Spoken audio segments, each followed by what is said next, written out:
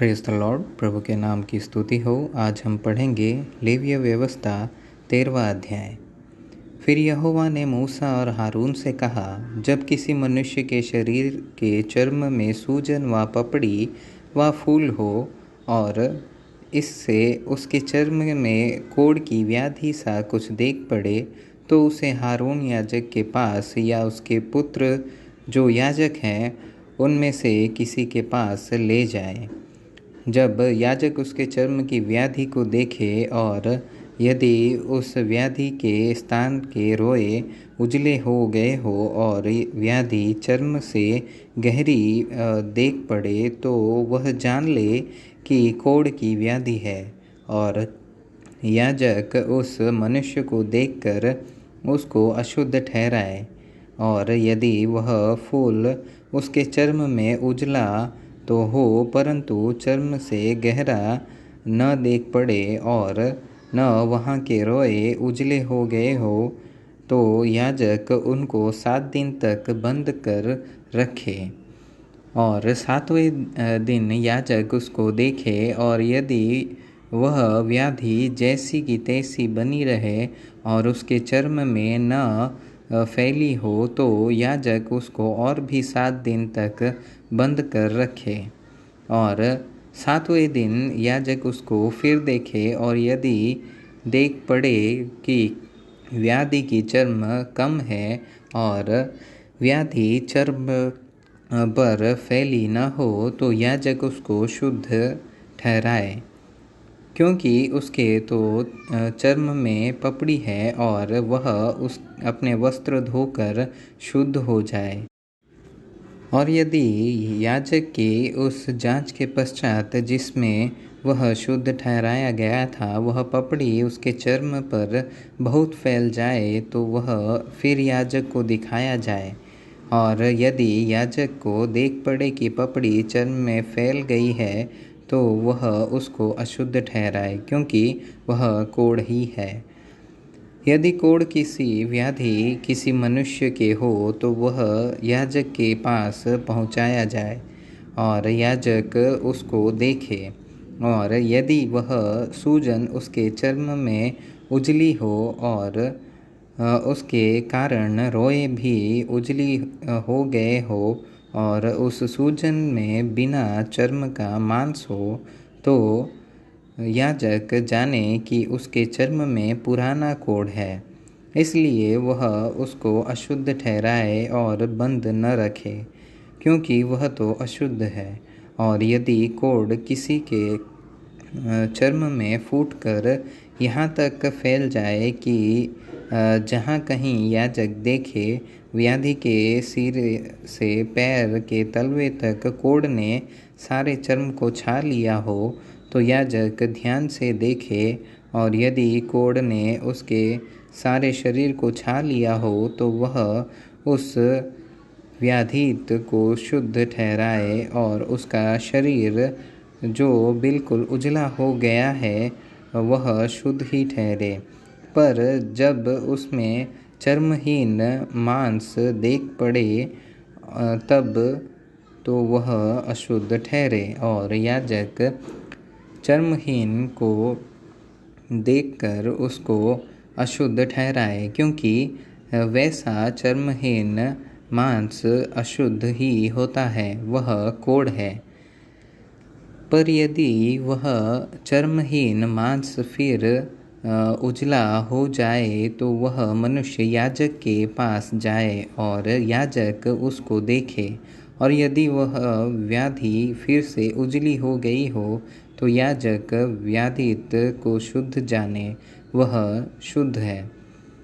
फिर यदि किसी के चर्म में फोड़ा होकर चंगा हो गया हो और फोड़े के स्थान में उजली सी सूजन व लाली लिए हुए उजला फूल हो, तो वह याजक को दिखाया जाए।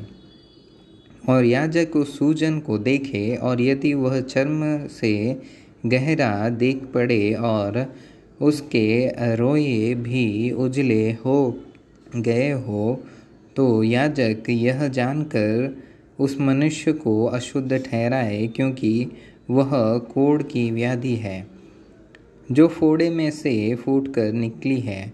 और यदि याजक देखे कि उनमें उसमें उजले रोए नहीं हैं और वह चर्म से गहरी नहीं और उसकी चमक कम हुई है, तो याजक उस मनुष्य को 7 दिन तक बंद कर रखे।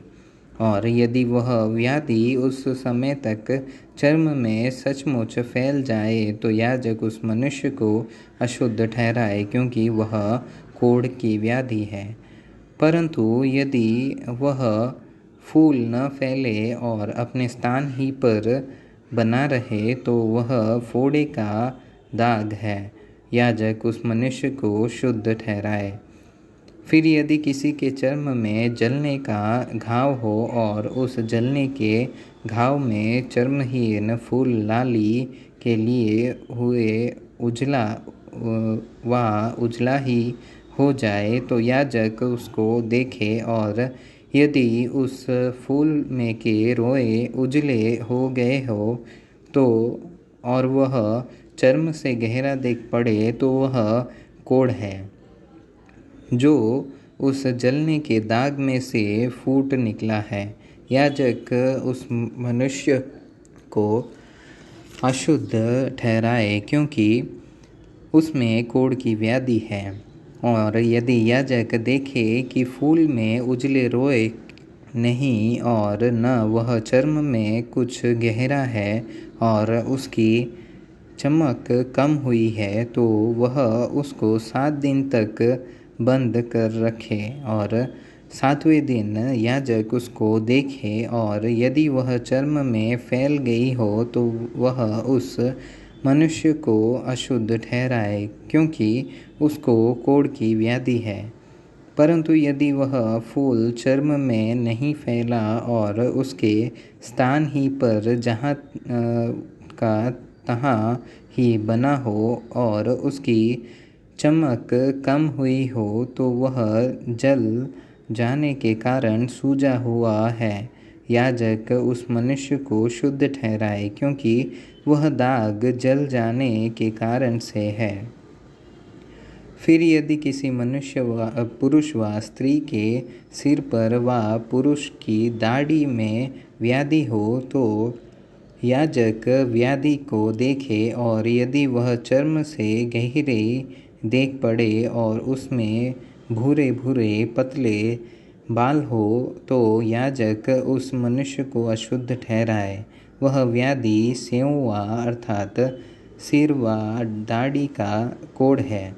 और यदि याजक सेंहुए की व्याधि को देखे कि वह चर्म से गहरी नहीं है और उसमें काले काले बाल नहीं है, तो वह सेंहुए के व्याधि को 7 दिन तक बंद कर रखे।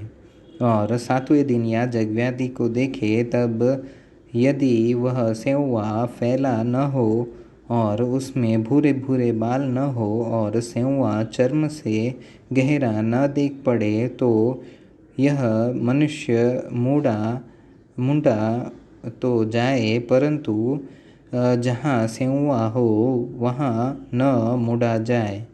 और याजक उस सेंहुए वाले को और भी 7 दिन तक बंद करे। और 7वें दिन याजक सेंहुए को देखे और यदि वह सेंहुआ चर्म में फैला न हो और चर्म से गहरा न देख पड़े, तो याजक उस मनुष्य को शुद्ध ठहराए और वह अपने वस्त्र धो के शुद्ध ठहरे।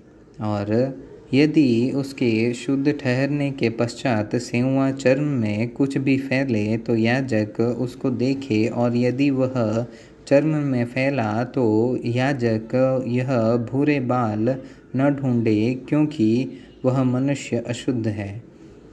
परंतु यदि उसकी दृष्टि में वह सेंहुआ जैसे का तैसा बना हो और उसमें काले बाल जमे हो, तो वह जाने कि सेंहुआ चंगा हो गया है और वह मनुष्य शुद्ध है।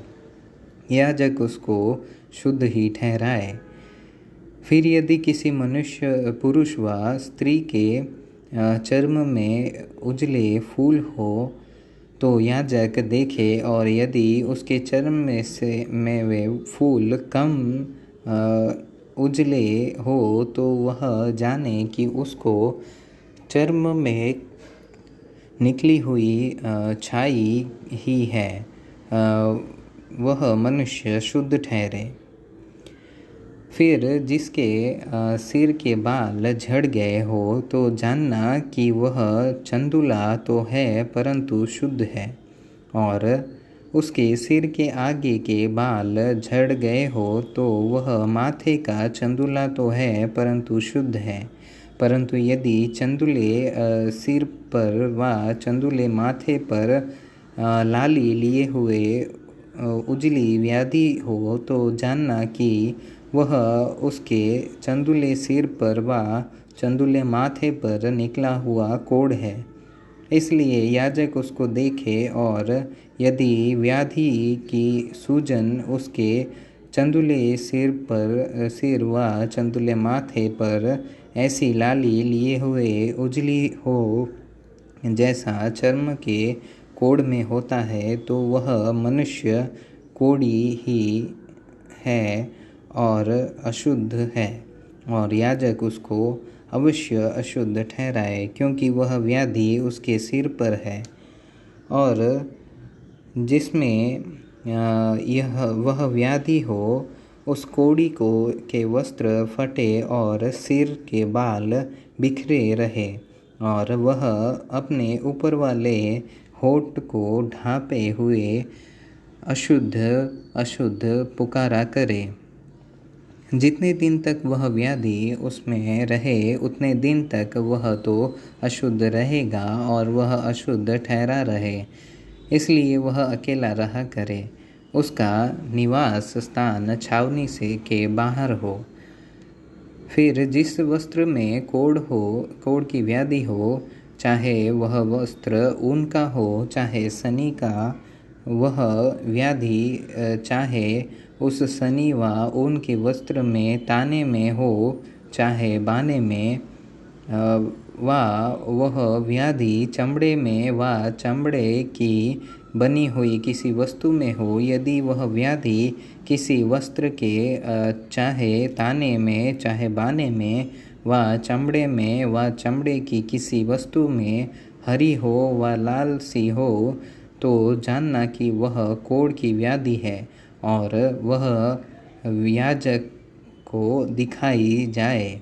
और याजक व्याधि को देखे और व्याधि वाली वस्तु को 7 दिन के लिए बंद करे, और 7वें दिन वह उस व्याधि को देखे, और यदि वह वस्त्र के चाहे ताने में चाहे बाने में व चमड़े की बनी हुई किसी वस्तु में फैल गई हो, तो जानना कि व्याधि गलित कोढ़ है।